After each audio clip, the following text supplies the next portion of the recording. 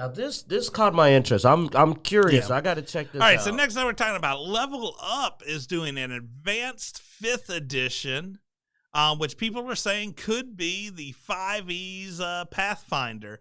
So anybody who is not familiar with Pathfinder, Pathfinder was built on D&D 3.5 by a company called Paizo, and it was basically an advanced version of 3.5 where they added a lot more customizability. And one of my biggest pet peeves for 5e has been the lack of that front end customizability. And the feeling of empty levels at times. There are times that you gain 2 or 3 levels and you just don't feel like anything happened. That is so weird to me when you go up and you level and you look at your character and go, I think I got hit points. Yeah. But I mean, so Level Up Advanced 5e, it's built off of the core 5e rule set, but then customizes on top of that and builds it up with more customizability and supplements, which would be nice because, I mean, yeah, the magic system in 5e is the magic item system is almost non-existent. Sorry, I'm actually reading. Like, I really am interested in this. I'm actually and another thing they mentioned, and this has been a big complaint for both of us, is they said they're trying to fix the fatal flaw of how monsters work. Which is the biggest flaw. Yeah. We ran a D&D 5e session 2 days ago because, we film on Sunday. We did a Friday. And there was an enemy in there where, like, Zeno was literally going, I don't know how this works. This makes no sense. Like, is this magic? Like, it made no sense. But the funniest thing is that a CR2 enemy reduced a level 5 character with max hit points to 7 HP in 1 round. No criticals. And I just said, what the hell? Like, I can't think of any game where a CR2 can whack a level 5 character in 1 round that has been given maximum. He has given us max HP. It walked up and went pop, pop, 7 hit points left, almost dead. I was like, yeah. But yeah, so basically they're saying instead of a boring bag of hit point monsters, every monster does something interesting. Like because that was the only good thing about Pathfinder 2. Each monster had a unique way of fighting. It's just the magic. Oh, God, the magic. So when November comes around and the PDF becomes available, I'm probably going to try to go ahead and get a copy so we can take a look at this. Because there are a lot of aspects of 5e that I really enjoy, but there's also a lot of it that's lacking. Blood Axe, yeah, you recently played 5e with us. What do you think about this? It made me miss 3.5. Yeah, your last game was 3.5. That had to be painful. Oh, yeah. I mean, 3.5, I loved it. I mean, you had different books for different things. You had Liberus Mortis, you had Races of the Wild, you had the Book of Wild Darkness, Exalted Deeds. So you had planar, you had horror, you had all kinds of different options. But it wasn't even the options. But you also had the ability to use and equip multiple magic items in different slots. So you could further customize your character even if you didn't have abilities to be able to do so. But when you marry all that together, and when you're playing with your friends who had DMs with interesting stories based around the players' goals, I mean, we had a blast. And when we played with Zeno's game, I'm like, okay, I'm level 4.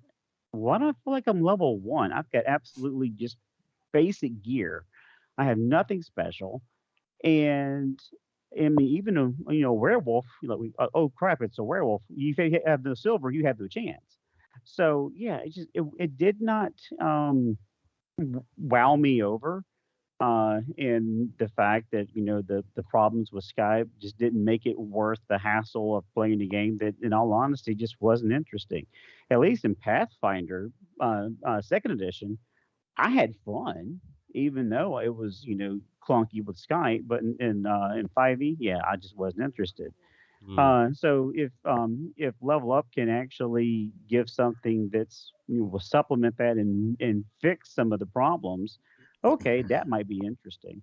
Well, But that's it is. Hmm? oh no, go ahead. No, but it would need to do a lot more than just fix some of the bugs. I mean, Pathfinder took it on to a whole different direction and made a lot more options for the players in order to have fun.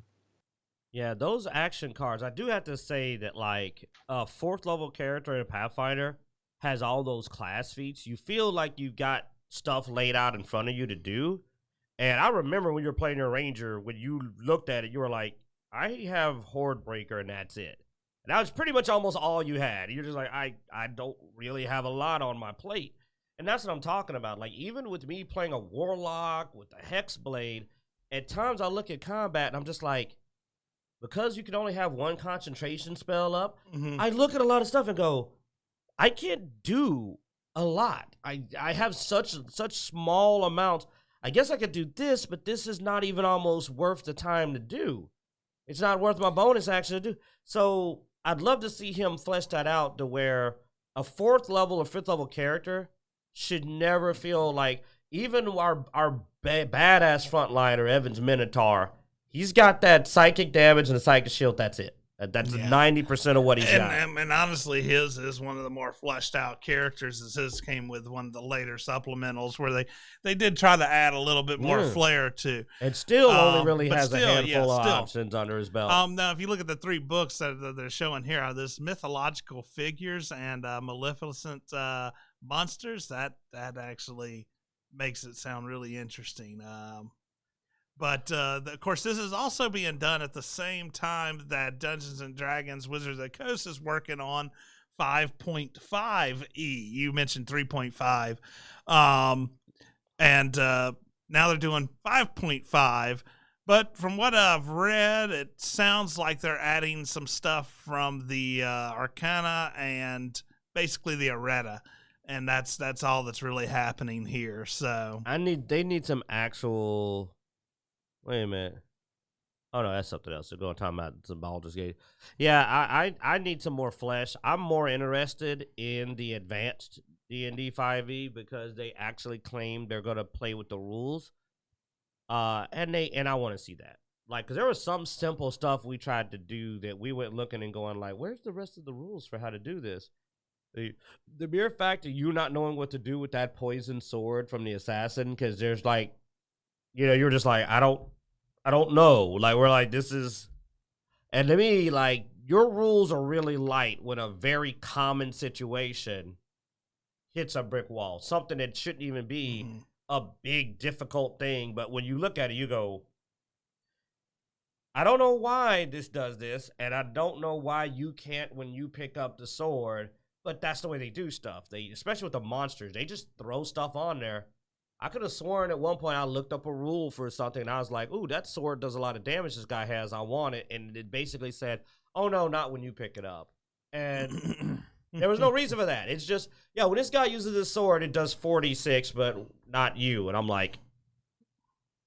Yeah, I mean, there's a lot of weird things with 5e. And like I said, I'm curious what they're doing with 5.5, but it doesn't sound like a whole bunch. You gonna drop 40 on a book though to find out? Well, no, I'll just go into the comic book shop and open it up and look and see if it's worth buying. Support your local comic book shop. That's the point of having a local comic book shop, is I don't have to buy it. I can walk in, go, oh hell no, or oh, let me pick this up. Lately, oh hell no, it's been the most common one. I'll be like, what's this?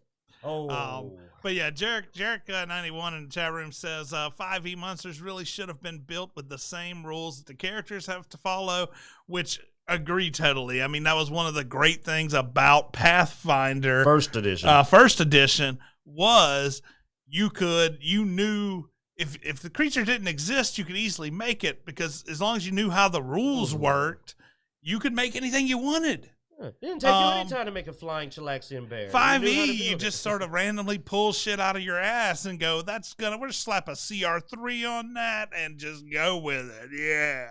You guys want to see something? We told Evan to look a horror on his face when we explained the Temple of Elemental Evil cultists Yeah. and their mechanics and how literal spells just break all the rules when they do it. What's the duration? Oh, it's infinite when they do it. It destroys all their gear so you can't loot the body. You're like, this is the most hostile thing I've ever seen.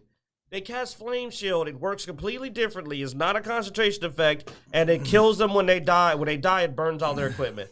It is like, that's how hateful some of the monsters are built. Beat That Guy Game and joined us. You got the shirt on today, so. All right. You got hide from me. That's I guess, right. So should we, I guess I've bitched about 5th Ed long enough now. It's supposed to be interesting to do. But you know what? All this is just saying, ultimately, level up. Don't disappoint us. Yeah. We're looking forward to what you do. We will totally switch to your unofficial version of 5e if it's got the good stuff. Otherwise, I guess it had to be Anime 5e. Yeah. But for now, I would like to see something a little more canon than Anime 5e. Anime 5e is something, when we're playing Anime 5e, to me, we're not playing D&D. Yeah. We're playing anime. Where it sounds like this level up, we could play it in Faerun and run with it. So and maybe maybe Blood Axe will be like, this 4th level ranger feels like he could walk outside his village and not be killed by a rabid gerbil. You run into a rabid raccoon. Oh, crap. Yeah. It's already got 2 attacks. Oh. I don't have 2 attacks for another level. All right. Yeah, we're getting some hate in the chat room for Wizards of the Coast. So let's stop picking on them. Yeah.